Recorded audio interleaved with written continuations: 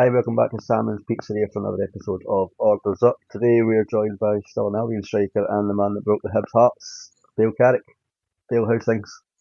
Yeah, not too bad, thank you. How's everything with you this morning? Yeah, I'm all good. Thank you very much for coming on at short notice with us. Big Jambo then grown up? Surprisingly not, to be fair. Within No. my family, we've got both mixture of Hibs, Hearts, and Queen of the South as well. So, as normal, I get dragged along to all three games, depending on what day of the week it is. So, no, surprisingly not a big jambo, but I did come through the Hearts Academy. Where's the Queen of the South link come from? You get family in Edinburgh and down in Dumfries? Yeah, so my nan and granddad on my dad's side, they moved to Dumfries. So basically, every summer or any holidays, we would always go down there. So I end up going along to like summer camps at Queen of the South and then going to games that way. So, and then my uncle's a big Queen of the South fan that he joined the sort of the Doon Hammers, which is the fan based teams that go and play other teams as well. So I remember getting dragged along to those ones as well. Did you ever get the chance to go in and play at Queen of the South on trial or anything? No, no, actually. I managed to make an appearance in the one of the fans games though, so I managed to come on at one of them. My dad and my uncle were playing. It was down in Leeds at one point, and I think they ran out of subs, so they just stuck me on for the last like 5 minutes to run about. I think I was only about 12 at the time, but it was just like 5 minutes of like joining in with all these people that are playing in this tournament. It was great, but no, I've not had any trials at Green in the South. So who was your preferred team when you were sort of growing up then? Obviously, you've got that mixture in the family. Who would you ideally go and support at the weekend? That's the thing though. It was I wouldn't go and support many teams. I just like playing football generally. If it wasn't playing football, I was playing rugby. So I was constantly at one or the other. Yeah, Um, I just would whatever team excited got the fans up. That's the one that I generally probably got more to instead of yeah. the ones that are going boo and all that type of stuff. So But speaking of Hearts, you come through the academy anyway. What age, how old were you when you first got into the Hearts Academy? so I was 12. So I came around about Christmas time. So sort of midway through their type of season. Yeah. So I came in at under 13s initially, so I was a year above at school, so that I got then with the older ones, which was like the 93s, for example. So I was at that one, and then they thought they would try me at the my actual age group, which is the 94, so that then the under 12s at that point. So from there, I was all the way through from under 12s all the way through up to the first team. Was there anyone in that sort of team early on that has gone and kicked on as well now, or are you one of those main players that have gone and had a good career in football? From the under 12 days, there was really just me and Billy King that we came through Yeah. together. He's over in America, so he's played for Rangers and whatnot. He's kicked on from there, but he's experienced something new in America. So I think he was the one that was there right through from maybe like under eights all the way up into first team, because in that you see so many different players come through. At the later stages, about under 17s, you probably had like Callum Patterson that you would Uh, recognise. We had Jay Fulton, Stevie Fulton's son, that was in with us at under 14s and 15s, and then he went to Falkirk, and then he's kicked on down south, playing for Swansea for numerous years and everything like that. Um, Big Jack Hamilton, the goalkeeper, that's then kicked on from there. Trying to think who else was in that 94 group. did you ever Um, think about going out to America yourself at any point, or going abroad, trying elsewhere?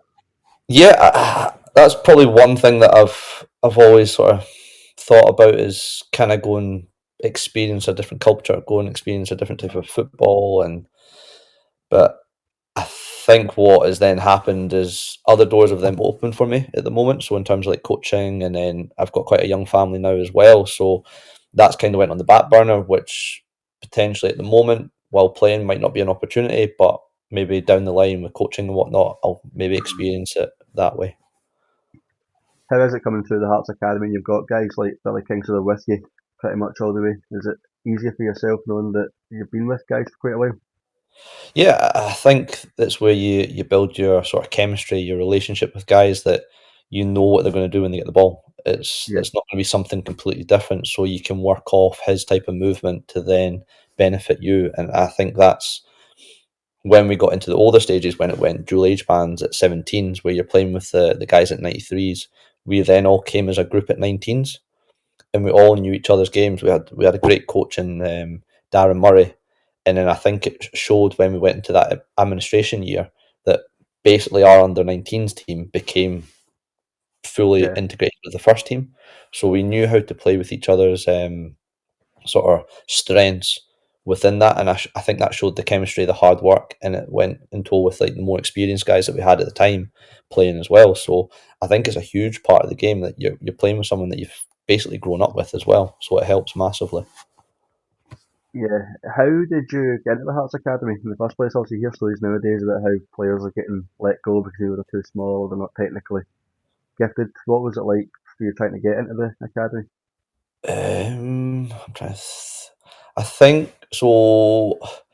Basically, I was at boys' club for 2 years. I was quite late to boys' club because, like I said earlier, I was more of like a rugby background because of my school and everything like that. We played more like the dad from more like rugby background, so we played more maybe school football. Then it was more like club rugby, for example, and then from there, one of the dads eventually that joined up with Salvation Boys Club said, "Do you fancy coming along?" So thankfully, I was able to get a few lifts across, which was great.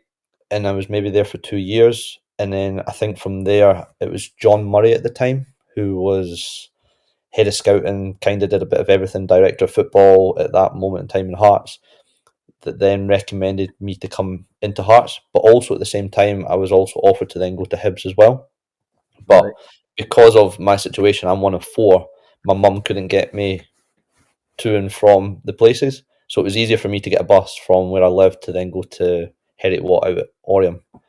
So we chose Yeah. to go to Hearts, for example, and then from there, it was just a trial base of maybe I think it was 3 or 4 weeks from there, and then the rest is kind of history. So what made you just decide I'll go football rather than rugby? If you obviously see your school background's pretty much rugby based. So how did that just It was flip? basically the boys were getting bigger and they were getting a lot stronger, and the hits were becoming a bit more sore. So I think I had to make that decision that I was probably going to see myself more as a football player than a rugby player, The one that you regretted? longer term. So I'm quite happy with that. But no, I think having that multi sports, getting used to playing rugby and then getting to football, it allowed me to use my body better, allowed me to be stronger and holding up the ball. So Yeah. benefits from doing multiple sports to then help me with the football. So then you obviously get your call ups to youth level at Scotland. How did those kind of interactions come about for you at a young age? So it was the Victory Shield.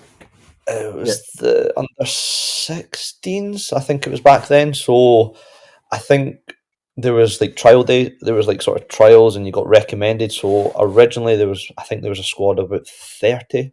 What I can remember going to, I think it was like Largs and like maybe Kelly or something like that, and used to do like training and like sort of wee sort of games within it.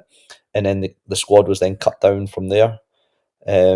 So I think I remember doing a couple of them to then thankfully getting selected for the Victory Shield. I didn't play as much, but I was still involved with everything. I think it was something completely new to be with the best of the age groups and whatnot, and yeah. some experience playing against boys from England that have then went on to be top players, elite players.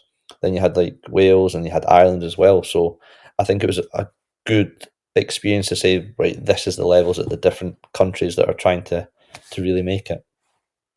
Did you see the difference in step up going from maybe the Hearts Academy straight into an international kind of setup against these teams?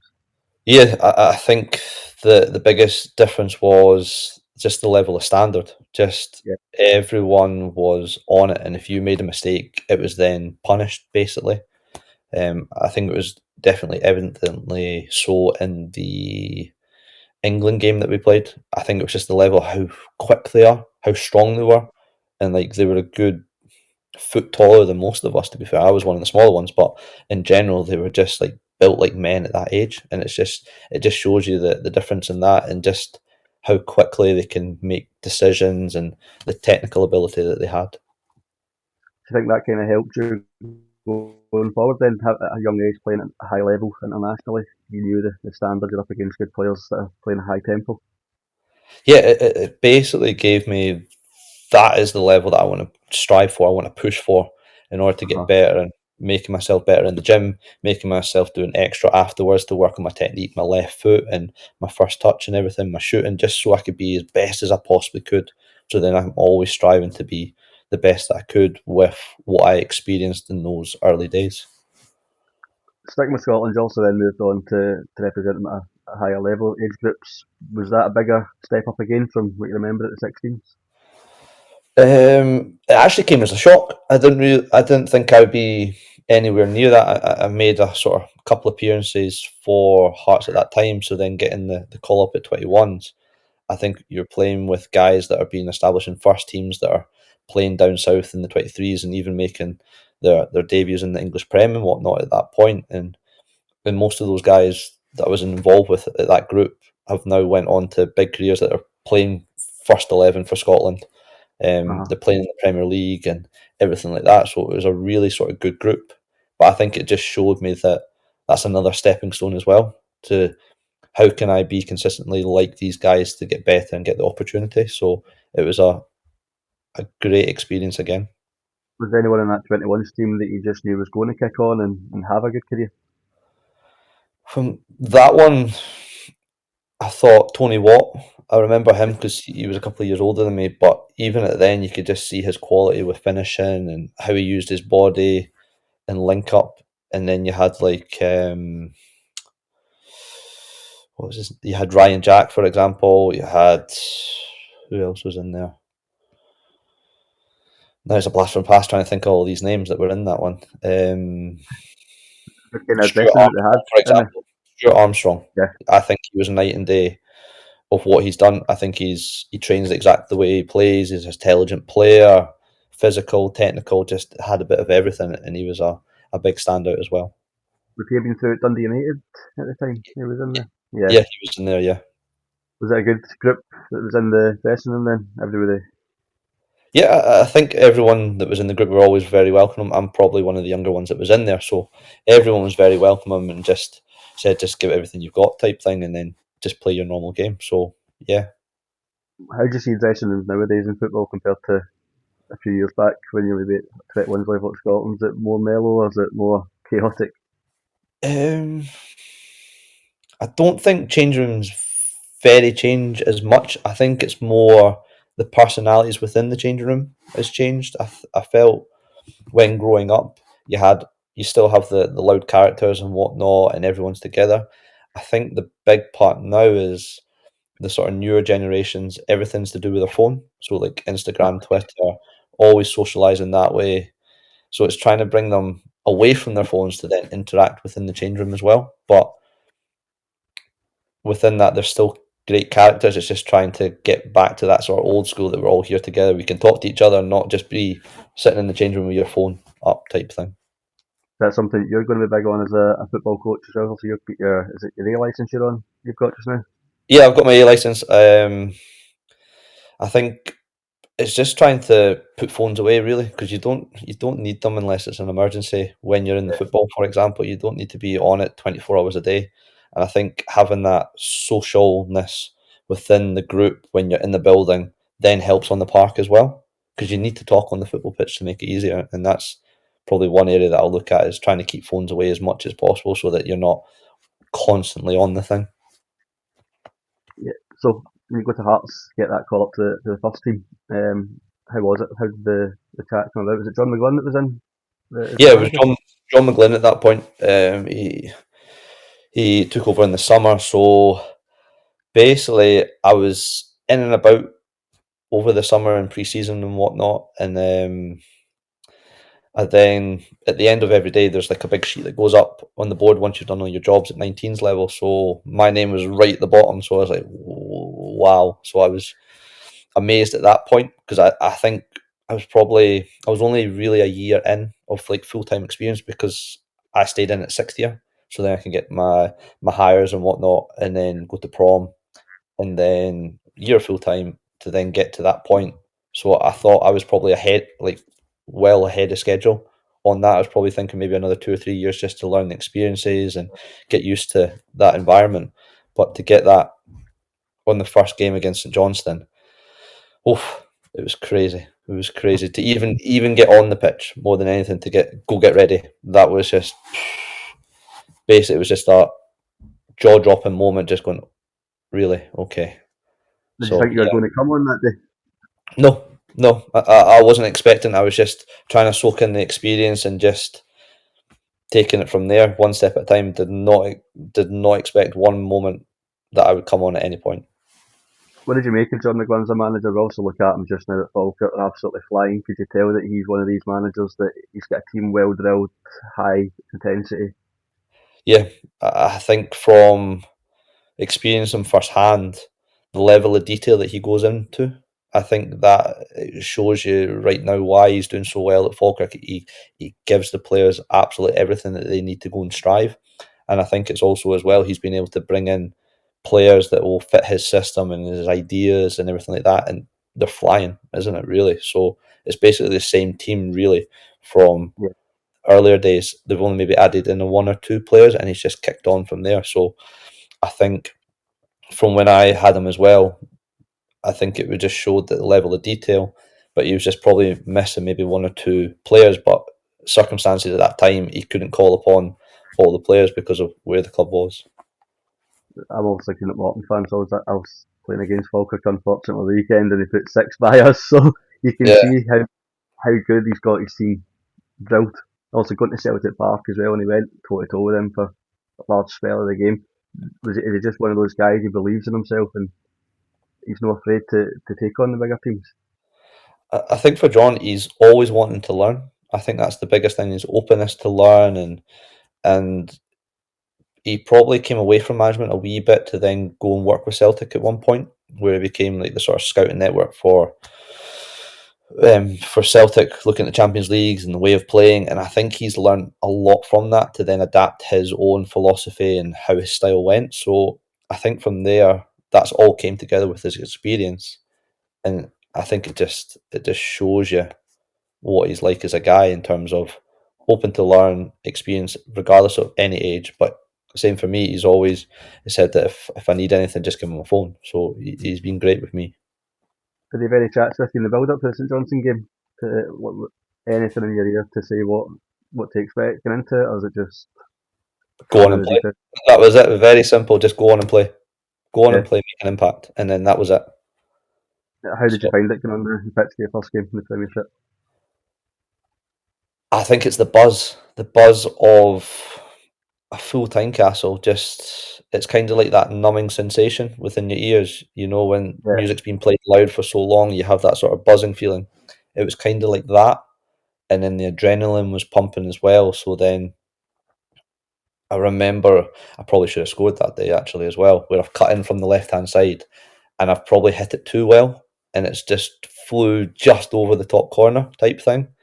And Yeah. it's just like that moment was just like slow motion type thing.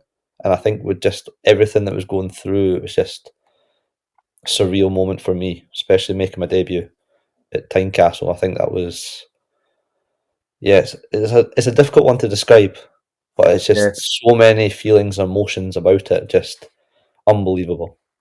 How was it playing in front of the Hearts fans, especially at that time? Everything that was going on. I think being a young player coming through the academy, they're always appreciative and understanding of the guys coming in, and that was one thing that we always did was we wanted to work as hard as we possibly can. Yeah, we're going to make mistakes, but they were always so supportive of the Yeah. sort of younger guys coming through, and they were great with me. They were. Was Big John Sutton in that Hearts team at the same time as you? Yeah, I had Big John Sutton. He was always one that I sort of spoke to at the beginning. He was always easy to approach and just giving me like Yeah. wee tips on like using your body, for example, and just wee sort of like technical things around like the box and stuff. So he was brilliant for me. He was good. So he's one of those guys you just kind of looked up to within that Hearts team. Yeah, just very approachable, and always had time. If I had like a question for him, he would always make a bit of time for me. And like I said, he was really good for me. Lovely guy. What was the mood like in that Hearts dressing room? Everything that was going on, was the players just business as usual, or was it always in the back of the night that we might get down here? I think for the younger guys, and especially like myself, we didn't really know the full extent of it. We didn't experience anything like that before, and we didn't know what that would impact us. And so for a lot of young guys, it was just going business as usual, just go and play, just go and experience it, go and do your best for your mate. That's go do the best for the club, and that was really it. I think for the more experienced guys that were having to take wage cuts and what the uncertainty of what was actually happening, I think that was a bit more of an issue because they didn't know when the money was coming in and different things like Uh-huh. that. But for the younger guys, we were always looked after, to be honest. So your first goal for Hearts, do you remember it well? St Johnstone away, yes, that was in a 3-3 brawl basically. That was an interesting day. I remember I actually burst my nose that day actually, so I had like big like tissues up my nose because the centre half got me in the corner with his elbow, and then my goal was the ball was out wide. Kevin McHattie whipped it in, and I've managed to leap up and header it. Surprisingly, for someone of I'm not the biggest of people, but I managed to get on the end of it and got a good, powerful header in there. But yeah, that was a an interesting day because there was like a rammy between the keeper and Ryan Stevo, like one of our goals as well, and it just became like carnage. They both got sent off, and then there was like, "I'll do you and you do me" and all that type of stuff. It was big man time. So How yeah, was Ryan Stevenson? oh, character, absolute character. But he was brilliant with the guys. Like he was one of the senior boys that was always up for a laugh. But then he also had that side of him, like this is dead serious. Like we need to take on the front foot. We need to be so. Yeah, absolute character. Steve was. Is he one of the guys in the changing room that would keep spirits high? Oh, he was the lively one. He was the one with the tunes, which I didn't know half of them to be fair, well, but before I was born and stuff like that. But he was the one that was always trying to be upbeat and be the main guy in the change room just to lift spirits, like you said. Is he one of those guys you could look up to as well and ask for advice or tips and help you out? So yeah, so with Stevo, he was always he had the experience of going down south and whatnot, and he's had different experiences, different challenges, becoming a footballer and personal stuff like that as well. So he was always good to sort of call upon to Yeah. then with certain questions and whatnot. But all round, I like Stevo as a guy and as a football player. So if we fast forward a few years to Hibs v Hearts, how was that scoring an Edinburgh derby for you? I think it's right up there. To be fair, I think that was probably one of the highlights of sort of my year, and because you always want to score against your rivals. That's the biggest Yeah, thing. That's what you're taught through the academy is beat Hibs regardless. yeah. Work harder, do better all the time regardless, and that's what we had the mentality to do. And to then go on and do that at Tynecastle in front of all the fans, and then I actually had family in the away end as well, which I managed to clop behind the goals. So I didn't know what to do once I scored. To be fair, did not what. As you could probably tell with the celebration, I just kind of ran along the side and go, "What do I do now?" type thing. Did you So believe you were going to win it going into the game? say that again. Sorry. Was there a belief that you could win that game? Always, always, Yeah. regardless what the situation was at that point, we had that positive mentality that we're playing Hibs, we're going to win, we are going to win. But first and foremost, we have to make sure that we're on it. How is it after beating Hibs and an Edinburgh derby at Tynecastle? What's the atmosphere like in the stands and the changing room? I think for everybody, you just get that buzz, isn't it? You get that buzz that you've got one over your rivals, your city Yeah. rivals across there, and then but. it was then looking to like the next game after that. To be fair, I think once that game was done, you had that great feeling, buzz, but you couldn't get too high because you were ready for the next game the following week. But surreal, surreal moment for me personally. Just to quickly jump back, see when you get relegated to the Championship, how does it feel? What's the mood amongst everybody, from the fans to the players, the staff? Is it deflating, or is it you look at the chance to go and reset and go again and get back up? I think with everything that was going on at that moment in time, I think it was a an opportunity for one. We say the fans saved the club Uh-huh. from going completely out, and I think it was still we understood what was happening, but it was a chance, like you said, to go into the championship and reset everything, reset the club, reset the academy, reset the squad, everything, just to start back. That this shouldn't happen again. We shouldn't be as a club in this situation, and I think from there it was a moment. Yes, it's a negative. We got relegated, but also a positive. That's a reset, and I think fans knew it, players knew it, and I think it just all came together. And I think it showed you the next year in the championship year, all that came together, and we won it by by numerous points.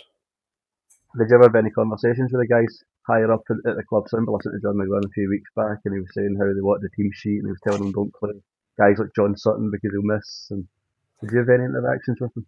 No, we never had any interaction with above us, for example. I think the only time that I can recall was we were in the small academy, and two board members at the time that never met, never knew who they were, came in to explain what the actual situation was. But apart from that, had no interaction with above. It was just solely within the squad, the manager, and the academy. So winning the championship, is that a sigh of relief for all the players? We've come in here, we've done our job, we've done it not easy, but it looks almost easy to everybody else. What looking on? I think with the championship, I think it was a complete reset. Players coming in, and everyone was just hungry to do well. Success. I think it also showed you the sort of chemistry with some of the players that we had continuing from our youth, from the 19s upwards into the first team. They got that level experience of setbacks to then go forward, and I think it just showed you how much quality was there coming through the academy at that moment in time to then showing the championship where it just all the shackles were off and we just went and played. And I think it showed you that we were basically playing with mates. It had lots of goals. I think there was a strange stat or something. I think everyone in the squad, bar maybe the keepers, were the ones that scored. I think it showed you that everyone at that moment in time was chipping in with goals, wanting to score, for example. And it wasn't an easy league. You had big teams in that you could argue, but I think it just showed you the freedom that we had and the direction that the club wanted to go. Just showed you the level that what we had. What sort of teams were in the top end of the championship at that time? Was Rangers in the division at that point? Yeah, so Rangers were in there. You had Hibs in at that point. I'm sure was it Wraithen at that point as well. So we had big teams. There was big teams within that it wasn't going to be a walkover. It was going to be a challenge, but I think that it shows you in the history how well we did. When you look back on it and you see a championship like Hearts, Hibs, Rangers, I think Queen of the South have done pretty well that kind of spell as well. How is it you play those teams like Ibrox in the Scottish Championship? Is it still as intense as it would be just now? Um, I think Rangers were on a different sort of build than what they're on now. I think they were because they started again basically, going Uh, from League Two all the way up. They were still on the ascending sort of rise, but they didn't really come up against a team bar us that were going uh, to sort of halt that because they were getting promoted every single year, and then they came up against us. So I think the way in which we approached it was just the same as every game. Regardless, we play our own game. We try and work to our strengths to then nullify their weaknesses. But it was just one of those ones that we didn't fear anybody, regardless of who they were. Did not fear anybody. What do you make of the current setup at Hearts just now, with the way they're doing the recruitment for bringing in new managers? I think it's just the way football's going to go. Um, I don't really know sort of the full setup on how they make the decision on what the new managers, but what I did like is the process, kind of what they did with the academy. They're trying to develop players to get into the first team, and they were doing that with coaches and whatnot. So if you look at Liam Fox that was coming through, you had Naismith as well. They were all working within the academy to start with to then progress up. You had Robbie Nielsen that was in the championship year. Yes, he took the 18s, but he was still working his way up. And then now there is Bloom that's looking at the sort of data driven analytics, for example. I think within football, that's generally how things are going now, where everyone's looking at the data on how does that then fit their club or that personnel, for example. So I think it's going to be an interesting one on how it all works out. But on initial feelings, I think it's been positive with the recent assignment of the manager. I think it'll be enough to get Hearts back on good form again and start climbing the table. I think on recent results and everything like that, I would say yes because they're at the bottom anyway. So all the way is up. So Yeah. why not? Why not? Yeah, and it's up to the players to make sure that they get back on track and follow what the manager exactly wants and go from there. Was there any manager at Hearts that you sort of preferred working under, whether it be McGlynn, Gary Locke, Robbie Nielsen? Um, The three different type of managers. yeah, they're all three different types of managers, all with their own personality, their own sort of philosophy. What I really liked was Robbie Nielsen's type of style of training and approach. Yeah. For me, he was similar in terms of always wanted to do more, always wanted to give as much as possible. So I liked that sort of style, but also he was sort of gearing up to what we wanted to work on from the Monday all the way through type thing on how we get the best to come Saturday.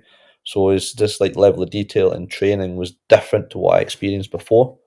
And I think that sort of stimulated, engaged me more to think about the game even more instead of just being in the right position at the right time. It was more thinking about the game in and out of possession.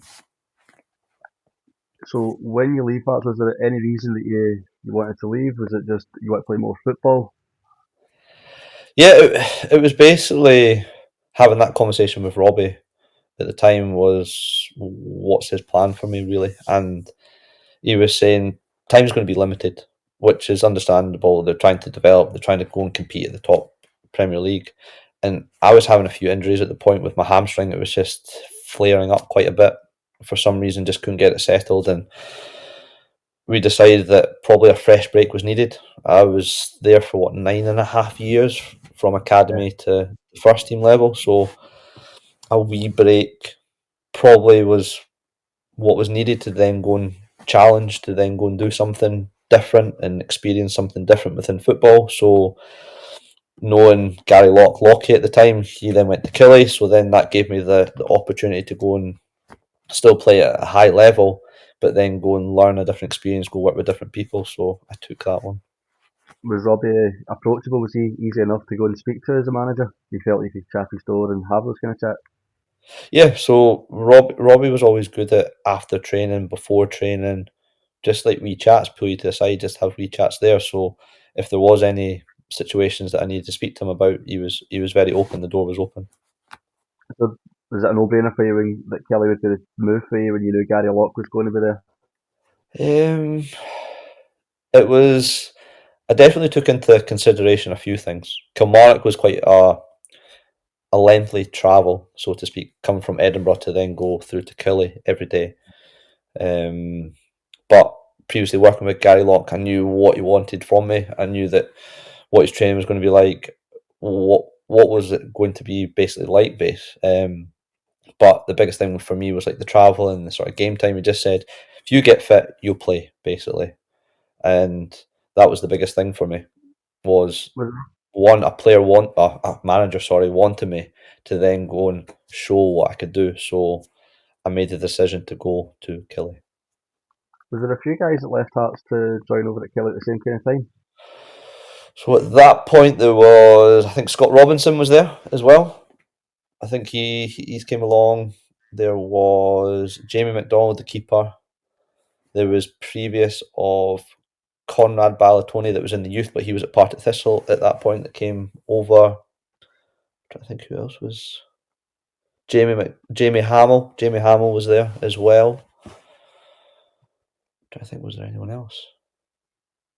I And always then look at Jamie Hamill as such a hardened character kind of guy from what you've seen from like Hearts days, Kelly days. Was he one of those guys that would set the standards?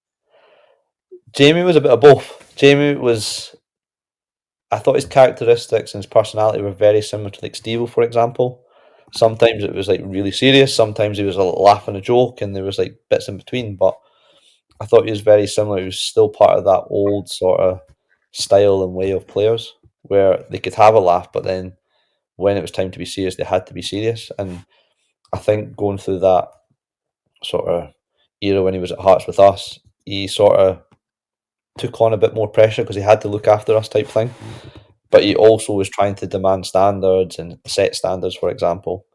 So, nah, it was good to see him again, to be fair. I've seen him a lot last season. Jamie McDonald, how good a goalkeeper is he? Jam is a cat. He's a cat. He gets to things that you think, how on earth can you get? Because he's not the biggest of guys, but he's Yeah, just so agile. And he actually played for Queen of the South, which I remember going to watch in the Scottish Cup. I remember that one actually. Just reminded me. But no, I still speak to Jam today. I see him up at the academy most weeks because he's at the B team now. yeah. So, but nah, Jamma was good goalkeeper, very good I goalkeeper. remember we were at Ibrox last season, the Scottish Cup, and some of the saves he was pulling off. And you look at his age as well, and you wonder how the hell he got to that. Yeah, it's just he's basically been the same player from day dot. Really, just agile, can pull off things, and you Yeah, just wow. he just seems like such a top professional for like a young team as well. Yeah, I think it's going to be brilliant for the young keepers that are in at the B team to learn off and ask questions and challenge basically because that's what why Jam is there is so that these young guys can go and challenge for his place because he's at a good level. Even though he's a good bit older, he's still at a level. And if you want to be better than him, you need to go and prove it to then take him out. So I think it will be a great appointment to be fair. So when you go into Kelly, does it help you having these guys that you've played with previously to help you settle in a wee bit more when you already know players in the building? I knew a few from when we played against them, for example, through the youth. So it was fine from that sort of point. It was easy to acknowledge. I think one of the bigger ones was like Boydie, for example, knowing what he is like as a character and the just his experience. I think that was one to like how do I get to know him and earn his respect so then I can ask him questions about that because that's I was still a young guy wanting to learn as much as possible. So I was always like kind of like shell shocked a wee bit on like getting to like be in the same group team as him. So that was interesting. And then I think it helped a few of the boys from Edinburgh coming through each day. So we were always chatting in the car and we were taking turns to drive instead of just being on your Todd driving all the way through. So that helped sort of settle me in quite because I was generally quite a quiet person. I kind of kept myself to myself, but I think having these interactions with the older guys and whatnot brought me more out of my shell and be a bit more social. I think that's important for young players to interact with the so-called experienced players of the group, the older players. 100%. Yeah, I think the social side is massive. I think with any like line of work, you look to the experience so then you can learn from what's good, what's not good, take wee bits to make you better. And I think that's massive. It needs to incorporate that. It's not too separate. Yes, the generation thing is different that they interact and they have different banter, but there needs to be that sort of mix to have that line of communication because see if you don't have that break and that socialness within the changing room, it goes out into the park and it can show within your play. There's no that chemistry. There's no work rate for the team. So I think it's a key part within that. You need to be social within your group. Yeah, there's quieter guys, but you can still get conversations out of them just asking how they're doing. I don't know if you'd seen it a few months back, Connor Goldson at Rangers saying at the training ground he'd have the B team players just walk past him in the morning, head down, or on their phone, they wouldn't even say like a good morning. Is that something Yeah, that you'd want? Is it like a coach getting everybody involved together, just small chat? yeah. I think that's one. It's a bit of respect as well. Just having that, hi, how you doing? Like we're all we're all human. We're not. No one's up there. Everyone's together, regardless. And I think there needs to be that sort of confidence that they can say hi to if you're a 17s player coming up into like the first team environment. If you're walking along the corridor, even just saying that hi, I think it brings that sort of togetherness what the club's about. But if there's that separation, then there's one, there's fear, and there's two, how do you build that chemistry? Did you ever have that as a player at any point, whether at Hearts, Kelly, you're walking through and you just thought, I can't speak to him?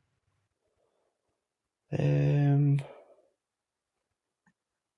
there was what was there was a point very early on within the club that we weren't allowed to go through like the first team bit, which is understand like so within the academy there's like the main doors to go through and the change room for the first team's on the left, and then we've got the kit room around the back. So we were told that we weren't allowed to go through that door, so we had to go around.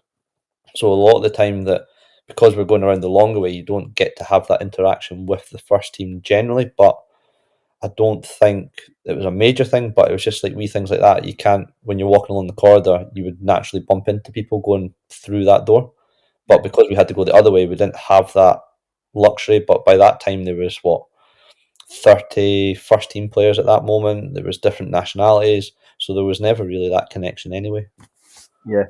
When you're at Kelly, oh, was it a year you spent at Kilmarnock, signed a 3-year deal? Yeah, it was a year at Killy. Probably one that I'll look back and probably disappointed, to be fair.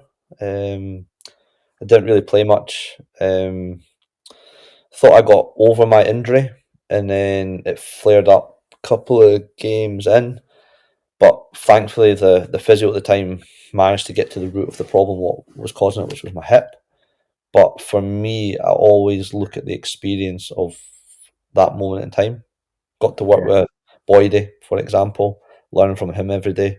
And then there was Josh McGuinness, that was an Irish international, still coming through, playing down south, everything like that. So I used that. Yeah, I wasn't playing as much. I wasn't getting to show what I could do, but I was using it as a way of learning from these guys that are more experienced, more more in my position, but both different types of players. So then to see what I could draw upon to then use in my game as well. So yeah, look back, probably disappointed that I couldn't show what I did, but I had to move on. I don't think I could do the travelling for that every day. so how did the move to Livy come about? Was it Hoppy that was the manager at Livy when you went in? Yeah, Hoppy and Davy Martindale were in there. So basically, just my agent got in touch with Livy to see if there was potential interest for me. So literally went there for a week and then got signed up from there. Really, so it happened pretty quick, just to get in and train and get to know them, and then they were pretty happy straight away. So signed on the dotted line. How's David Hopkins as a manager? Also, I went down and watched him at Morton a few years ago, and he's involved in training. He's smashing players like Aiden Nesbitt in the small sided games. Is he just one of those guys? Yeah, he smashed me. He smashed me. I remember he enjoy. Like, you can tell that he's played at a high level because he's still got it. Maybe not be able to like move about, but see some of like his touches and like passes and even like finishes and whatnot. You're just like, wow. You don't lose it, as they say. You don't lose it. But I also remember like I've like managed to run past him and he's just completely wiped me out. Just went diving, just face right into the Astro, chewing pellets for fun. Took me out and Always he's just laughing at me as I'm diving in there. And I'm just like, oh. And you can't say anything because he's the manager, and you're like, oh, just having to bite your teeth. and your I, tongue there I, as well. It was like, oh, I remember watching him in one of the games that they were playing. Somebody played a ball over the top of him, and just put his hands up and grabbed it. And he's like, "I'm not chasing that," and he's just throwing the ball back, saying, "We'll start again." oh. He's a character. One of the big things that I like because of his team talk was he would basically how he would do it. He would basically tell you what he's expecting in the game, everything like that, and then he would tell you like a football story of some sort.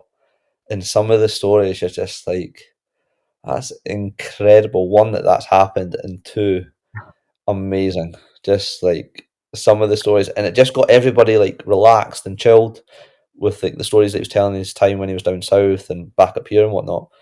But I think he was good at that sort of in between. That, like I said, with like Steve-O and Hamill, that they had that laugh and a joke, but then they also had that seriousness about them as well, and it just got everybody like on board and relaxed for getting out there to go and play.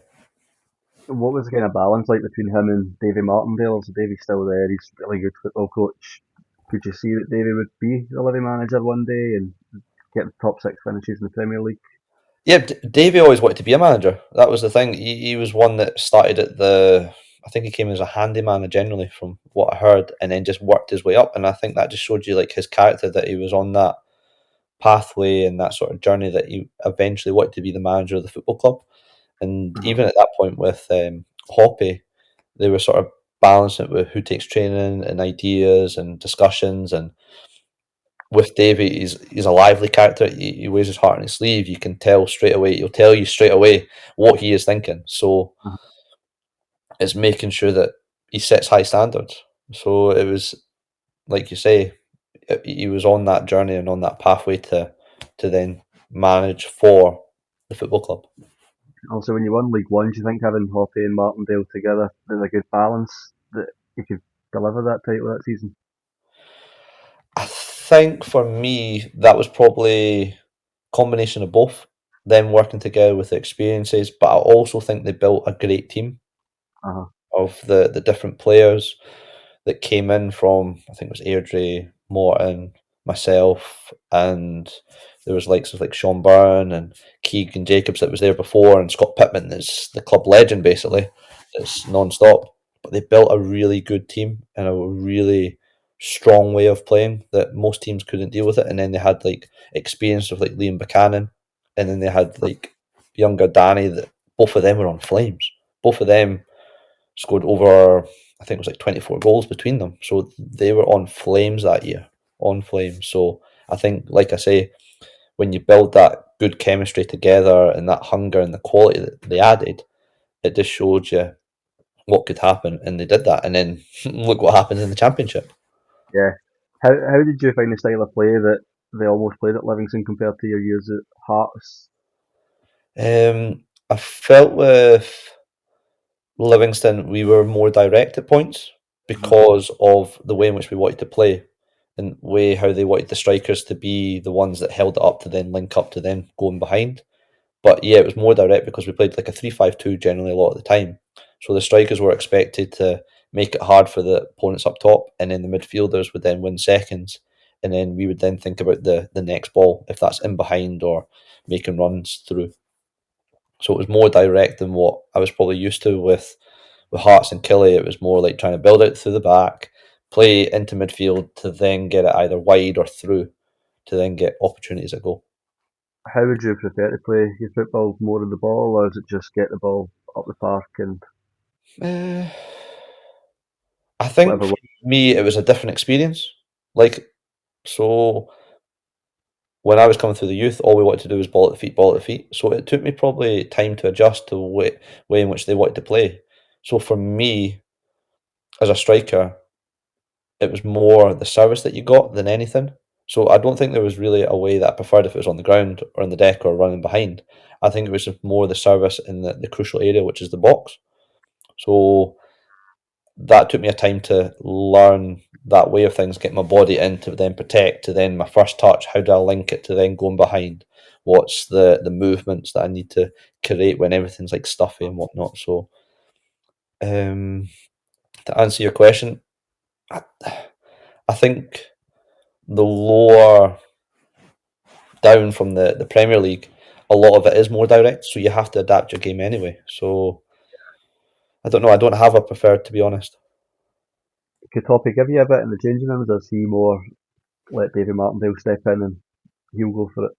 I think there was more. There was a few times that the Hoppy had a right go, in which was fair, but it was more Davy that was the one that went right through us. He was the one that was kind of like good cop bad cop type thing, which which is fine. Which is fine. It worked Did they out ever quite go you? well. Did they ever go Eh, you one at one? I've not been torn one. I've not had the hairdryer effect, so I was quite okay. I was quite okay, to be fair. Because he seems like the kind of guy that when he goes for you, he's going for you, and that's it. Oh, he's got nothing else in his mind. It's just you, boom, focused. But But he comes across it as with good intention though that he'll give you it, but it's to help you, it's make you learn a wee bit. yeah, I think that goes back to how football was and part of that older generation. I was still class myself in that part of generation, like the tail end of it, before it goes into like the academy football, where you can't have a go at people now Uh, because they'll either go one way where they'll be able to take it, or they'll go, "Why is he shouting at me?" Like, and they'll take it the wrong way. They'll take it in a negative slight instead of a sort of push for them to want them to do more. So I think there's wee bits, and I think with the character that was in that change room, they could take that and go, right, I'm going to prove him wrong. I'm going to go and do this, which you need within football. Prove people was wrong. was the expectation that season just to win the league, get up into the championship, or did it come as a surprise that you got promoted? No, the expectation was that we were going to go and challenge from the day Uh, dot. We were still full time at that point as well. Um, so there was full expectation that we will challenge top four, and we're fully on going for League One. was it a game that stands out from that season where you maybe looked and realised you're going to go up here? It's a difficult one. I don't think there's one that really stands out. I think it was just more that momentum that we had across the board. Like there was ones where there was set challenges, but then we changed the gear and we just went up again. And then, Uh, but I don't. For me, there wasn't like a one that was like a pinnacle point or a turning point. I think it was just the level of consistency that we showed probably over that duration was just surreal that got us there. To be honest. what's celebrations like when you win League One when you've got guys like Davy Martindale in there? Are they wild characters at that kind of point? How often does everyone win championships? So I think you make the most of it. I think it's Uh, one of those ones that you enjoy it, enjoy the moment, enjoy the experience, enjoy that time with your like your friends, teammates within that, and just soak it all in because championships winning silverware generally doesn't come around a lot, to be honest. So I think it was just one of those moments for especially a lot of the guys was, "Nah, I like this. Can I get more?" uh, did you have guys like Declan Gallagher in that team? When did that come the following season? Oh, I'm sure Deco was in there. Yeah, I'm sure Declan was in at that point. To be fair, um, it's he was another character. To be fair, Yeah, we but had and him on that's last the week. beauty of football. You get plenty of characters within it, but that's what makes that chemistry within teams and whatnot. You need guys like that because if you don't, the whole thing just it's not the same because there's no other business or walk of life that's similar to like a football team's change room. Just Uh, the amount of what guys call it banter and all these type of practical jokes on each other and type of stuff. It's hard one to explain, but he was right in the mix of it. could you see like guys like Declan Gallagher, Liam Kelly go on and play for Scotland? Yeah, I think Liam was always a top keeper. I remember Liam from playing against him when he was at Rangers in the youth, and he was always technical, good saves, talked. He had everything, and it was just getting that experience where he got that from Livingston, and with Livingston kicking on and whatnot, it worked brilliant for him, and it gave him that opportunity to show exactly what he was all about, which was great. And then with Deco, it was the qualities that he possessed and what he could bring to a team. It was just It was more like a second chance, I would think, to get him back playing, to show the quality and get him back on track. And then he's not looked back since. I know he's been brilliant since then. So when you go into the championship, what's the mood, what's the mindset going into the championship from League One? Is it more of the same? Did you believe the club could go and kick on, or was it I like think some the biggest thing was just go and kick on again. Use uh, that everything that was done to then go forward. The squad didn't really change. I think there was maybe one or two boys changed that came in or left, but I think it was just that set on again. Go and play. Go and do exactly what we did, and teams will find it hard against us. So that was what we did. was it that season you went to Cowdenbeath on loan? So I went Was to it, County on loan because of no, was it that one? No, see, County was the season before, and then this one was I signed for Airdrie. It's uh, because I broke my hand. I snapped my metacarpal in the it was like the League Cup. Is it League? The one in pre-season. We were playing Ayr, and I've put my hand on the ground, and then it's just snapped the bone, spiral cracked it. So then I was out for about 8 weeks in total. I had to wait about 3 weeks to get my hand like surgery and whatnot. By that point, you had Danny and Bucks that were flying again, like discontinuing their success, and I wasn't getting a lot of game time. So I got the phone call from Airdrie to say, "Would you fancy it?"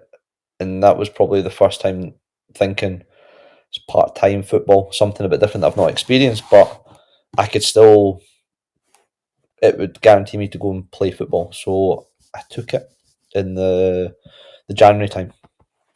just quickly on Livingston before we move on. Do you think they Okay. can go up this season?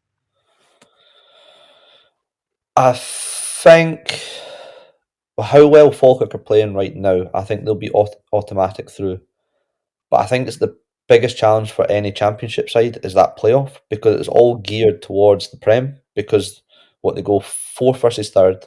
Whoever wins out of that plays second. Second then plays the other one. So you're playing extra games compared to Yeah, what it is at League Two and League One, where it's more fair. So yeah. they have the chance to. I think they definitely be right up there this year, Livy. But it just depends on the sort of run of games up until that point for that sort of playoff. But I definitely see them being in the playoff position. Just on Cowdenbeath, was it Liam Fox that was in there at the time? Yeah, Liam Fox was in there at the time. I knew Foxy from coaching together at Hearts, so he was working at Hearts as well. But then he also got loaned out to Cowdenbeath, and because I was kind of in and out, not playing as much because of how well the two strikers were doing before as well.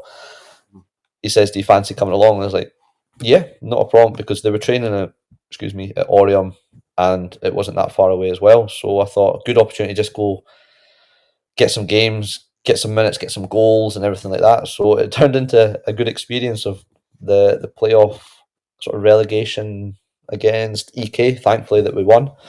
So yeah, yet again, a different type of experience, but came through it. How's Liam Fox is it early on in his coaching career? Could you see with him as well that this guy will be at a top level? Yeah, I liked the sort of level of detail again with what he was wanting to do, but I like his training. I thought his training was suited for me specifically. It was like short and sharp, intense with what he wanted to do because he was a big believer as well. You train the way you play. So Uh-huh. I'm pretty much cut from the same cloth as that. That you need to be putting in the hard yards and the standards in training to then replicate that for the games. So yeah, I could see that he was on that sort of journey of where he wanted to go in terms of the sort of coaching. He got the experience of Cowdenbeath and then sort of slowly worked in his journey now. So and it's good that now he's getting the opportunity to be part of the sort of Yeah. first team setup at Hearts. Could you see him staying across at Hearts in a coaching environment? I think he could go on and become a manager again elsewhere. Sorry, say that one again. You cut out. Do you think Liam Fox will stay in the kind of backroom staff in his coaching career, or can you see him going on and being a manager again? I think he'll use this as a opportunity to learn with the experience of someone else, someone different, working with someone different that's came from down south with that background to then coming up. But I still think he'll be hungry to become a manager again, to take the team and have his philosophy and everything like that. I think he's just using that experience because if you look at the B team have been playing well, playing a style of football that is what they want to play, uses the players exactly on how they develop and how they go play at the lower leagues and getting these players ready. So you're looking at James Wilson, for example, he's coming through it because of what Foxy was wanting to do, and then it's just replicating that in the first team. So I think right now Foxy's just taking in this different experience to then eventually, if an opportunity arises, eventually he might then take it if he's ready to make that move. So off to Thursday, you already said how the move happened. Did you? Was that the only club that you looked like you were going to be heading to at the time? So at that moment in time, I was still thinking of just being at Livy. I thought it was an opportunity just to go and loan to start with, but then I thought, why not just do it now, just to make that break? And the manager at the time, Stevie, was like, "I really want you."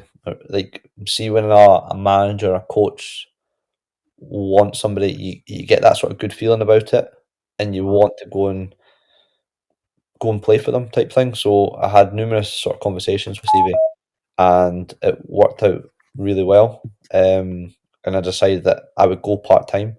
So that'd be the first experience of going part time, which is a Tuesday, Thursday, and then a game Saturday. But I still trained like a full time player, so I was still going to the gym to do recovery days, working on the fitness, and because I was doing coaching as well, I still had access to equipment that I could do if I wanted to train on my own as Uh-huh. well. So it worked out fine for me. It wasn't as big as a transition as what I thought, to be honest. I thought I've always been seen as a full time football player, such and such, but going into this sort of transition part time, it's actually worked out better for me, both professionally and personally. So you didn't find it difficult going from full time into part time football? Obviously, you're in the gym yourself certain days. Do you not miss the team environment every, or practically every day? I think I made the most of it on the Tuesdays and Thursdays, to be fair, when you're in with these guys that have just done a hard day's work at their different occupations and whatnot, but I still getting that interaction at the gym with different people as well. So that wasn't really a sort of big loss on that side of things, but I think it was just that training at night. I think it took my body to get used to training at night instead of during the morning and the afternoon type thing. So that took a bit of adjustment, and then getting home at like 10 o'clock at night, 10:30, for example. So it's just taking a bit of time to adjust, but I got over that quite quickly. Was the recovery a bit easier for you just having those a couple of hours a night of training rather than every day? Yeah, I think that probably worked out best for me personally. That the way in which I trained was 100% all the time.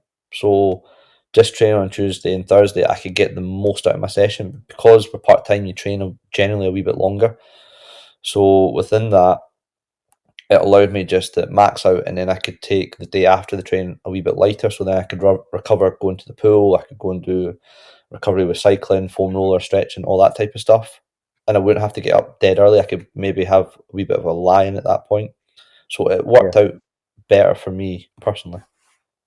How does it kind of work in part time football? So if you're full time, you've got days that you maybe spend on the analysis side of it. So when you go into a part time environment, is it just all thrown into the one? This is what's expected of you. Yeah, so generally what would happen was we would do analysis on the Thursday before the game. So you would be in for say 6 o'clock. Training starts at 7, sorry.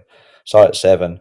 And we would start at 6:30 to do the video, for example. So you have that 30-minute window, but we would start 30 minutes to do the video analysis if it took 30 minutes. If not, it was just 20 minutes, get ready, Uh, then we'll go out onto the pitch. So we generally did that analysis for like 30 minutes of what the other team was looking to do type thing and how we could counter it, for example. So that just gets bedded in within your week. There has been other times where managers, excuse me, have sent in the video to the squad, so then they could look over it instead of doing it as a group. They look over it and they could see who watched it type thing, and then if there was any questions, you could ask the manager, or the manager would pull you aside to then ask. So there is a variation of that. It's just trying to fit round what the guys could do. Who was the manager in there at Airdrie at the time when you first joined? So it was Stevie. Oh, how can I forget his last name? I can see his face. Stevie. I can't remember his last name, and he's going to shoot me. Um, Did Ian Murray follow closely after you joined? yeah. So Stevie was there probably up until the December. So I came January. I'm sure it was like the December, and then Ian Murray came after that. That's the main. What See, with was football, you remember everyone's sort of nickname or their first name. You never remember their last name. So I'm just thinking. what was it like when he had left after he was also saying that he wanted to bring you in? Say again, sorry. What was it like when Stevie had left Airdrie after him giving you a call saying I want to bring you to the club and then a few months later he leaves? Was it difficult for you? So it was there for a year. So I think it was one of those ones was he appreciated all my efforts. I think that was the type of guy that he was, that he had that good relationship with everyone. He was always talking to everyone, making sure they're okay. And I think it was one of those ones that you appreciate, that he gave you the opportunity to go and show what you can do and get you back enjoying the game and playing and everything like that. So it is always difficult when a manager that's brought you in that then either gets the sack or you move on type thing. But for him, we still stay in contact today. So I think it just shows you the level of relationship that we had. And then obviously Ian Murray comes in. Is he very much on it as a manager? I thought he was an interesting character to start with because I didn't know how he was going to take it, because he was a big Hibs man at that, or still is kind of like a Hibs. I know he's sorted with Rangers and whatnot, but I was wondering how he was going to take having that sort of Hearts and Hibs together type thing. But he brought something different to training. He was pretty relaxed on what he wanted to do, but in terms of his training ideas and how we basically were like a counter attack team. So we were doing like long distances, long runs to then get in behind teams and go forward as soon as we win the ball. So which was different. Before it was all about passing and moving to then get us up the pitch. But what Ian Murray was, we were a solid unit to start with, and then we just looked at the counter in the wide area. And especially if you've been to Airdrie, the pitch is massive, so you're going to have to cover a lot of distance anyway. So we were in training covering big distances to make sure that we were able to cope with that come a Saturday. But I think it showed you the players that he brought in and the way in which he wanted to play. It was getting Airdrie in the right direction to really sort of go and challenge. I think at that moment the club was kind of going a bit of both ways. I think the tail end of that season, we were probably down the bottom in that sort of relegation playoff, but we managed to make it out. So it was just, I think it was just looking for that next bit to then kick on and then go from there. What was the sort of initial chats like with Ian Murray when he came to the club? Did they pull you aside for anything, or was it did he just get everybody together as a group and let you know what he was expecting for you? Yeah, and that's, he just brought everybody together. Just that this is expectation. This is what we're going to do in training, and just go and show me what you can do. Really, it was very straightforward. It was nothing that was extraordinary. It was just show me what you can do, because like when a new manager comes in, everyone says it, it's like a clean slate for everyone. So the guys that weren't really playing before get opportunity, but you've got to go and show the right attitude and mindset to show it really what you could do to then get in the new manager's thoughts. Ian Murray's always kind of interesting me. Watching last season at Raith Rovers, did that Raith team kind of show similarities to how the Airdrie team would have been playing? Yeah, I think it's very close on how he wants to play. Like, we most of the time we played a 4-2-3-1, 4-3-3, so it did vary within that. But within that, you had key players, good players that could go challenge and do different things. So if you look at the players that Ian Murray brought in, a lot of, or quite a few of them were from Airdrie originally as well, that he brought across that he could trust to then go and play. And I think that style of play just continued, and it showed you the sort of success that he had. Was there any standout players on the other side? When Murray especially come in. Stand out. Always thought like Cam Smith was a good one. I thought Yeah, he showed the what's the word? He showed the attributes what he could then go and do, and he just got better and better and better. If that was assists, if that was goals, if that was like work rate, he just got better and better as it went on, and he just really flourished. I thought coming in, and then I think yeah. he's just kicked on at Wraith. Who was the big guys up? Was it Callum Gallagher that was up top? Yeah, we had Back in midfield. Big Gal up top. So How was yeah, he to he work played with? through the middle. He worked out well. So generally, I played on the left hand side or played on the right. So we were always linking up regardless. And I knew Cal when he was at Rangers, so we always played against each other. So we kind of had that general chemistry already. But he was a good one that we could link up, but he could also score as well. Like it was that sort of 2 seasons ago now. He got Player of the Year for the PFA. It just showed Yeah. you the level that he could get to, hold up, score goals, all sorts. It connected. So nah, he was a good one to link up with in games. I don't know if I'm going too far back, but was Prunty part of that Airdrie squad Prunty was before me, before that? really. But he was involved with the squad in terms of being like an assistant manager or kind of helped out. He was never strict, but there was always like he could play if he wanted to type thing. Because he was always like, I could still play because the man can score goals. Like Yeah. he's like similar to what I was saying about Hoppy earlier, is that his touch and his finishes, like the class just doesn't leave you.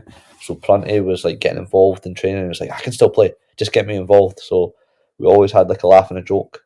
I'm sure he signed up that just get him on, Gaffer, play him. But So he is he never good got to have him? that sort of final chance. Was he good having him in the training pitch then? Just because, as you say, he knows how to score a goal. Yeah, he was great with the boys. He was still probably not at that moment of like being the difference of like the assistant manager. He was still part of like a player, if that makes sense. Like he was still part of all happenings within the change room and everything, and the guys liked him. So yeah, then also mate, there's 100 appearances you ended up making for Airdrie at one point. How was that marking your 100 game? Yeah, I think it was a big sort of milestone for me to make over 100 appearances, especially at Airdrie, because I think over that sort of time that I was there, I was one of the last standing players from when I first came in to from when I left. There was a good sort of turnover of players at that point. So to make over 100 appearances for the club, I was absolutely delighted. And then I got invited back to get the top and a couple of memorabilia stuff. And it was just it showed you the the club as a whole, how they appreciate the players, and that's why I'm always very humble that I got to have that opportunity at Airdrie in the first place. To look back at Airdrie with good memories. Oh, fond memories. Absolutely love my time there. I just, I think it gave me that sort of love for the game again, just to get back playing more than anything, Yeah, because up until that point it was always stop start and I was getting wee niggles here, injuries there. But at Airdrie, I was starting to be more myself and just let play, and my body stopped growing, which was great. So, nah, fond memories at being at Airdrie. did you ever cross paths with Reece McCabe, or was that one in, one out? Um, Reece McCabe came on loan at one point, or not loan, trial. But I'm sure when he came on trial, he then ended up signing for like Brecon, I want to say. So I did cross paths at that point, but I never reckoned that he would come in after that to then eventually become the manager type thing. I still keep an eye on the club nowadays, see how they're getting on. Yeah, so when I can, and if my season finishes, for example, I try and get to a couple of games if I possibly can, just to see the people in the background that are still at the club, that are still running the club and making the club what it is, basically. To see them being okay this season, I just think the Championship's just one of those unpredictable leagues that anything can happen. I still think we're early on in the championship, so I think it's definitely going to be too early to call it, but like you say, the championship, there's still anything could happen really. So, Stirling Albion then, how are you enjoying it? Yeah, so I think it was a different challenge again. I think because I was at Airdrie for so long to then go to Stirling Albion, it's completely different challenge. It was a different time for me as well. I just sort of recently sort of had my sort of son at the time, Theo. So I was going into a sort of different transition. So making that move to Stirling, it actually worked out quite well. There's a few boys from Edinburgh, which then helped with travelling to and from and the sort of social side of things. So I was brought in by Kevin Rukovic, which was someone that's very passionate about football, very Yeah, passionate about so football. You could is tell he that one of from the those? first phone call. Yeah, I remember him playing at Morton at centre half, and he was one of those aggressive, big, no nonsense defenders. Was it more Yeah, of the same as a coach as well? exactly. But what I would say is he had that passion about the detail of what he wanted to try and do in training and whatnot. He just loved football, loved being on the pitch, loved being involved, and just loves football. And see Yeah, characters like that, you need that all the time that just want to do the best, and that's what Kevin did. So, for example, on the signing, because Kevin could drive at that point, he got Bill Orr, that's the video analysis at Wraith, got him to drive him from Glasgow all the way to my house, so then I can sign the papers to sign for them. And I was like, that's class. And this is 11 o'clock at night too. Excuse me. So I was just like, wow. And then my missus came in and was like, who was in our house at 11 o'clock? So it was just like, oh, it was just the manager from the club. And she's like, really? Because she was up in her bed at this point. So it was just like, what's all the racket downstairs? So is he just such a welcoming guy? yeah, it was Yeah, just bubbly. Never met him before. And just like, it was just incredible, just like the level of detail and everything like that. And I think what he was trying to bring in as well, though, was what did he show him? It was like a player pack. So he had like all my stats, all my sort of things that I've done over my sort of season and where what strengths and weaknesses I had. And he says that's perfect for my team. But he showed me like the document that he had for me. I was just like that level of detail at part time level at League Two is just incredible. So I want to go and experience that. So we shook on that, and I came to Stirling. I think Kevin was a massive part as to why you went to Stirling Albion then. Yeah, it was a huge part as well. Is when you're wanted, you're you want to be when you're wanted by a club, by a manager, it just gives you that, okay, he really wants me to be involved. I think that's just the difference. If you get the impressions, oh, you can sign here, that's okay. You're generally getting, does he really want me? Does he not want? So, but right away, I knew from that first interaction that I was onto the right move. So you speak about Kevin off the pitch. What was he like on it in the training ground? So on the pitch, a lot of it was very similar. So it was the exact same across.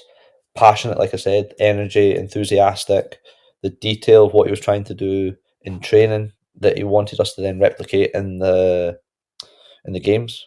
I think it was just the exact same. He got involved with the fitness stuff. So that's probably one of the newer stuff that I've seen where the manager gets involved with when we do running, for Yeah. example. He was wanting to get right in it just to probably show an example, basically. Got to keep up with me or be better. So I like that from him. We still want to be involved as much as possible. So when Darren Young comes in, was there similarities in the both of them? Because they look a bit different in terms of how they would have been on the park. Was it different in terms of coaching style as well? I think they're probably two different styles completely. Uh-huh. Darren was more sort of relaxed on his approach of how he comes across, like just consistently.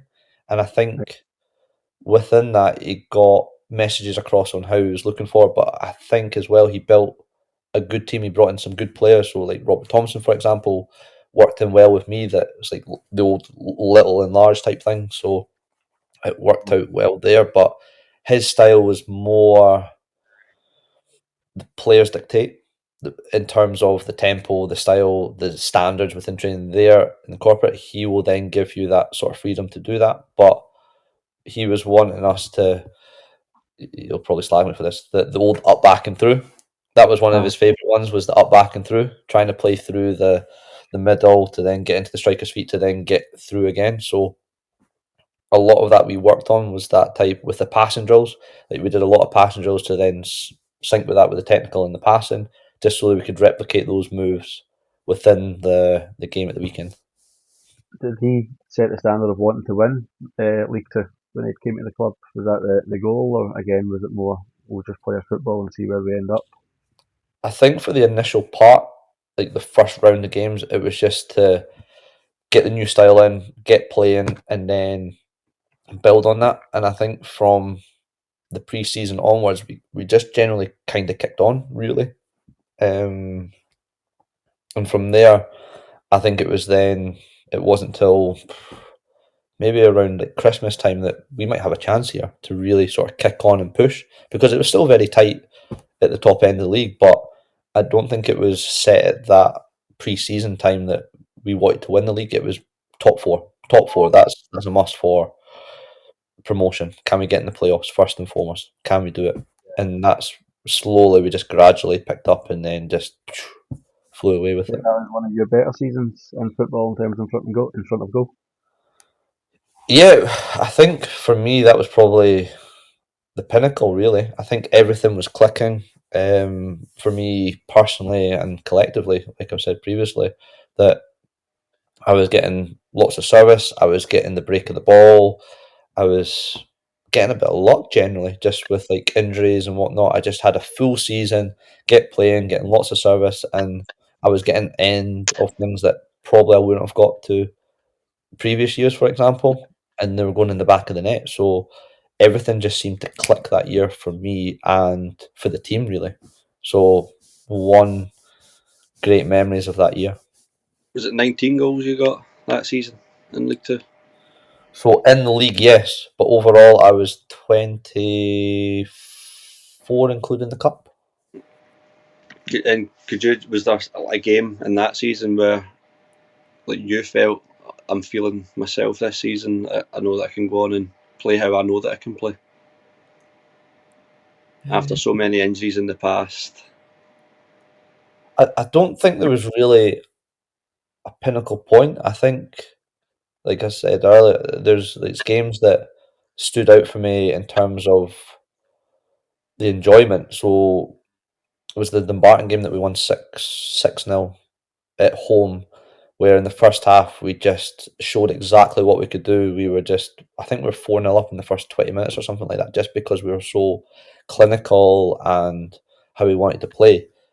But I think for that season, if there was a turning point, it had to be the Steny game, where I managed to get on the end of a cross in the last minute.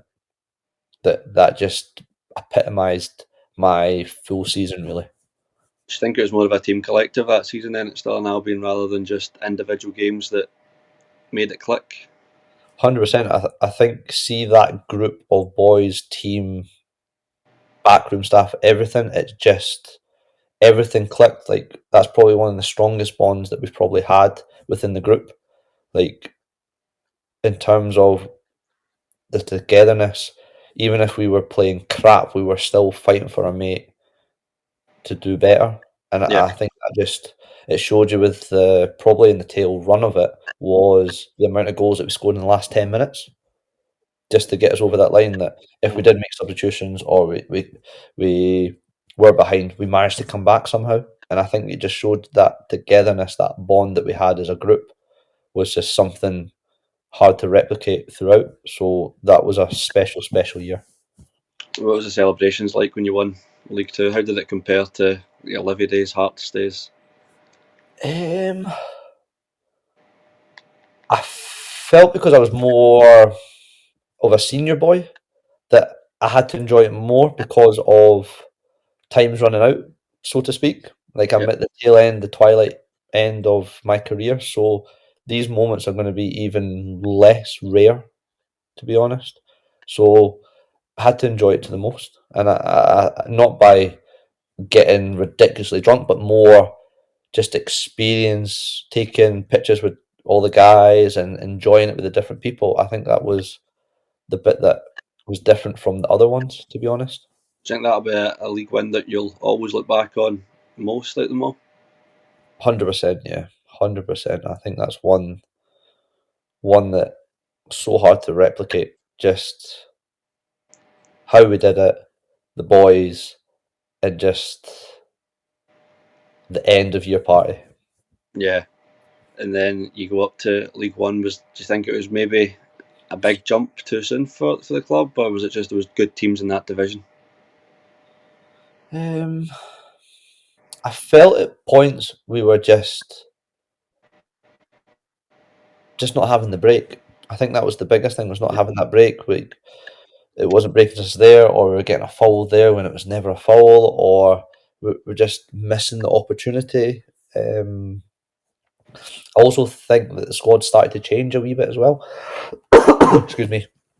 So I just think there was like wee things that was just feeling different from what the previous, which was an absolute high, to then going there.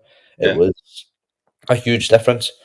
But I felt that we were more than capable to stay up. I think it was just that sort of running.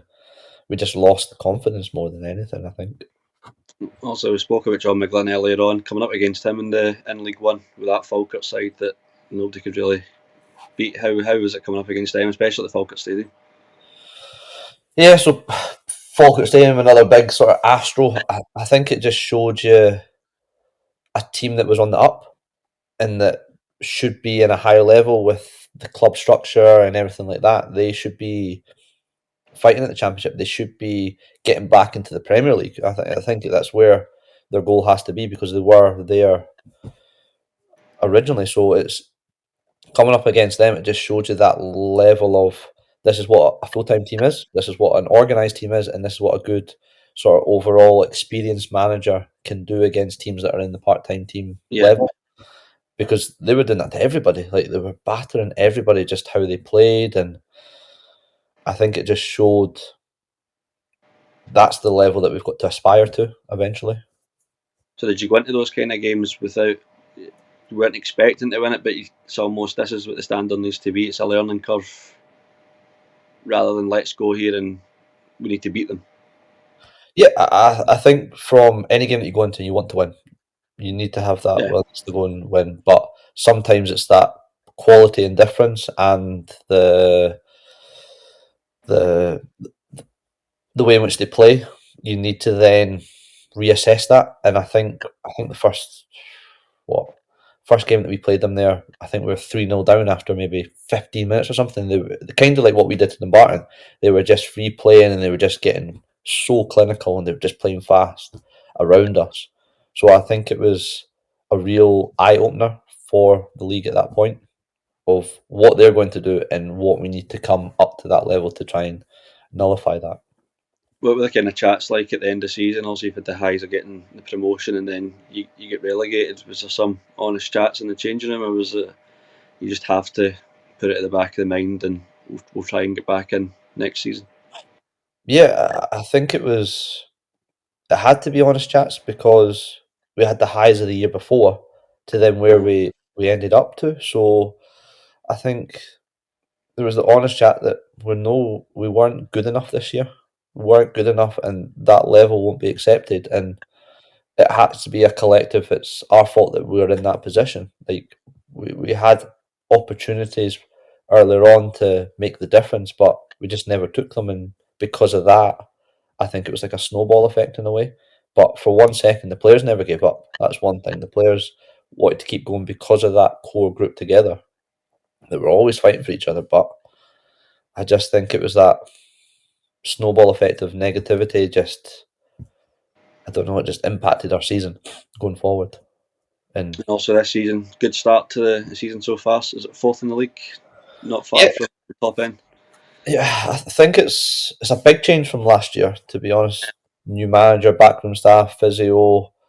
I think there was it 6 players that were retained from the previous, because of they had contract from before, Uh-huh. and then the rest of it are new players. So that's youth, young players coming in, a few more experienced players as well from the different teams. But I think we started a wee bit shakily, to be honest, just because it's going to take time to build and understand each other's games. But I think what the fans and everyone's starting to see is we're starting to get that gel together because we're building that chemistry together, understanding each other's games, because there is a right mixture of senior boys and players that are coming from B teams or coming through the youth channel of the club type thing. So it is taking a bit of time, but we're slowly going in the right direction. It's getting that level of consistency now, which is key for us, but it's just to keep, as they say, football cliche, taking game by game to then push on and get better.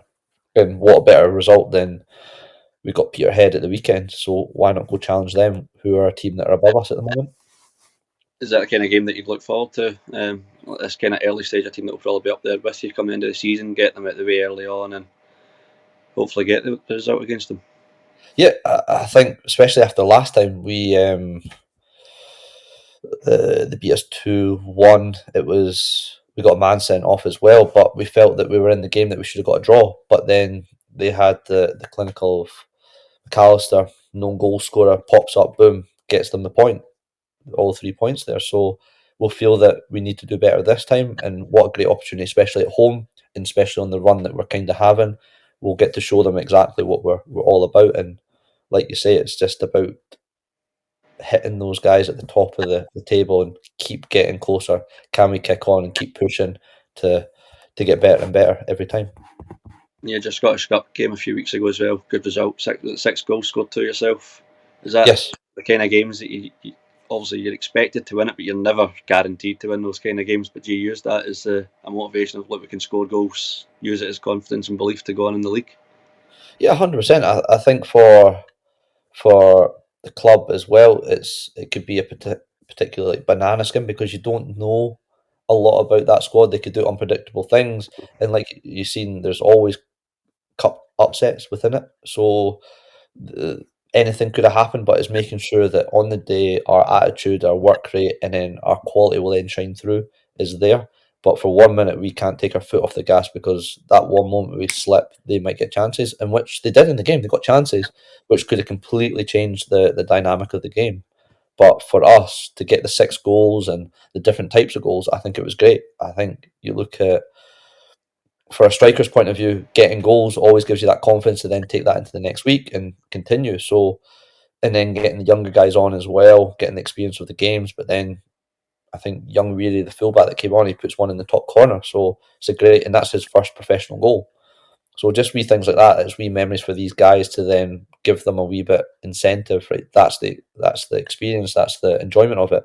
Right, can you go kick on? Can you get more of this? So it's just wee things like that, and it's just getting that togetherness now for us to then kick on each week. How are you finding it under the gaffer this season? Yeah, so I knew the gaffer when I played against him at the tail end of his career when he was at Hibs. So it's the year that they got relegated as well. He was still playing for Hibs. Huh. So I remember from there, but then I also knew him when he came to coach the Hearts Youth Academy. So he was a couple of years above me in terms of the coaching team there. And I was below, but we had interactions there. So I kind of knew him from before. But since coming in, he's been great with me. Just conversations, the way in which he does training, it's what I enjoy. That's what I look forward to then go and do. So all positives from my side of things, and I think it's real credit that the boys that he's brought in is then complemented the guys that were previously here, and it's like all coming together now. So I think it just shows that the work and detail that he's doing behind the scenes is now starting to show. What's the kind of goals for yourself this season then? Just see how many goals you can get, chip in here and there. Yeah, I think for me it's just to keep getting on the score sheet as much as I possibly can. But first and foremost, I have to help the team and getting them up the pitch to then create opportunities. So, and it's keeping fit as well, especially now that I'm getting older. I need to make sure that I'm keep looking after my body so that I'm available for all the games. So I just want to play as many games as I possibly can, help the team, and score goals. And in terms of coaching, is it something that you look at maybe at the end of your footballing career, getting in a full-time coaching capacity somewhere?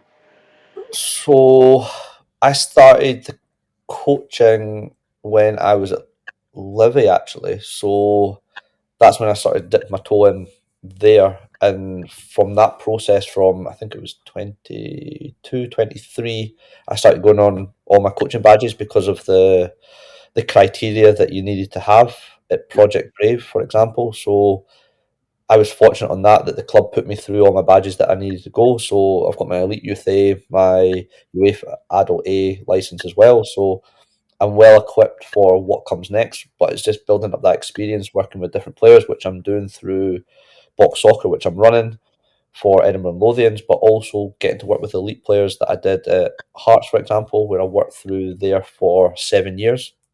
So it's just like I said, it's building that experience, working and networking with different people to get different parts of the game to then when I do hang up my boots, I'm ready and I'm clear on what I want to do next. So yeah, it's a potential avenue once I decide to hang up the boots and go to my next chapter. Is there any coaches you've had over the years that you kind of take wee bits from here and there in your own kind of coaching? So probably one of the biggest influencers was probably a coach called Darren Murray, I would say. He was my coach at 19s, but he was also later on, he was head coach of the company that I work for now. Yeah. Um, so working with him, it just standards, the style, just wee things like that, personality, all that type of stuff is sort of wee traits that I'll probably have similar to that because that's what I wanted to get to in terms of like the level of achievement. And then there's been like other coaches in terms of like Robbie Nielsen, for example, just like wee things of organisation and all that type of stuff, just wee moments. And and then even like Stevie as well from Airdrie, just that communication with the players and everybody is so important, and that's it's just trying to get the holistic sort of whole thing of coaching for me. It's just understanding more. Every day is a school day, really. So I think it's big for younger players nowadays when they get to maybe mid-20s that they've got something almost lined up for coming to the end of their career. Like if they want to get into coaching, they start their badges pretty early on because of the length of time it can take to get into it, or sign up to the PFA site of kind of programs that they've been running. I would say for any youth player or any player coming through at the younger age groups, go into coaching because you start to learn more about the game, Yeah. not just from a player's perspective, but then the coach's perspective. And I felt that that helped me more. But then also, when you're doing the sessions, you're getting that sort of experience of scenarios within the game as well. So you're learning with both hands and you're on the grass more. So I would definitely recommend any sort of young player come through get into the coaching just to one because it will help with like communication, speaking to different people, giving instructions on the pitch because when you're a coach you have to shout. You have to shout to get your point across to the other side of the pitch, for example, because if you're only whispering, they're not going to hear you. But then you also got to have that sort of level of consistency of dealing with younger ones with their emotions and everything like that. So really important there. And then with the PFA, I would 100% get involved with any of the courses that they need to then further develop your career after football because football's such a short career. And I think if you've got the time and you can upskill yourself, why not? Because you never know who you're going to interact with, network with, that then down the line you might give them a call. Is there an opportunity here, for example, to happen? So 100%. You should never stop learning every day. Yeah, you might be a footballer now, but what you're going to be in the next 10, 15 years is continuously learning to then better yourself and to grow yourself personally as well. Excuse me. Did you ever cross paths with Big Connor Salmon through your career at all? Also, we've named the podcast after him. Yes, so surprisingly, yes. So first proper time was when I was at Livingston. So we went to the gym, what's it called? Like 365 or something like that, that's in Livingston. And the big man was doing some type of bicep curls in the gym. And that's probably the first experience that I've had him, and I was just like, he is a monster.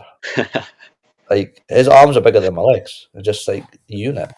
And then other times when he's been at like Alloa, he was at Park and Thistle for a while, so I've played against him a couple of times across there, and always say like well done and say hi and stuff like that. But apart from that, yeah. We've named the podcast after his unique man of the match award when he was at Partick Thistle. What type of pizza was it?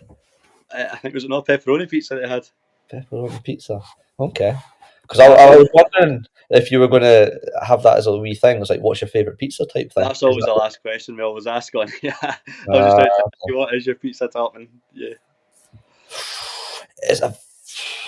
I'm a big lover of pepperoni with honey chili and a mozzarella on top. Are you a pineapple on pizza guy? Absolutely not. Absolutely no chance. No chance. I'm one of the most basic guys ever. Just cheese, nothing else. Margarita, plain and simple, classic.